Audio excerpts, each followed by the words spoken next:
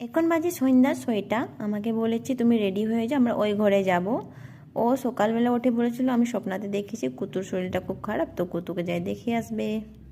ওর জন্য আমি মাংস করে রেখেছি, তো আমি ভাবছি টিফিনে করে নিয়ে যাব, তাই আমি প্যাক করছিলাম।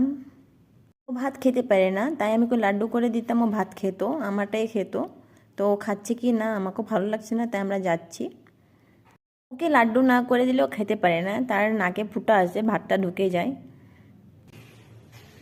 তো তো আমার জানো কোথায় যাচ্ছে? কারে দেখতে যেতেছ? কারে দেখতে যেতেছ? আঙ্গুর কুটুরে। চলো। স্বামী এখানে তালা মারছে রুমটাকে।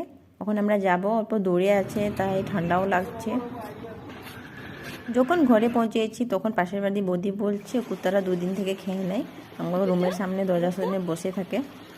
কিসে মন খারাপ? মন খারাপ? এখন রাত্রেবেলা খেয়ে সে ঘুমিয়ে পড়েছে, সকালে উঠে ফুর্তি করছিল, ও ভাবছে আমরা চলে এসেছি। আবার যখন চলে যাচ্ছিলাম ও কাঁদছিল, তাই আমি ভাবলাম বিস্কুট দিয়ে যায়। এমনি আমার হাজব্যান্ড শ্বশুরকে কিনে দিয়েছে বিস্কুট দিতে জন্য। পশুর মনে এত আদর অতটুকু মানুষের নাই। ভিতরে রেখে আমি চলে এসেছি।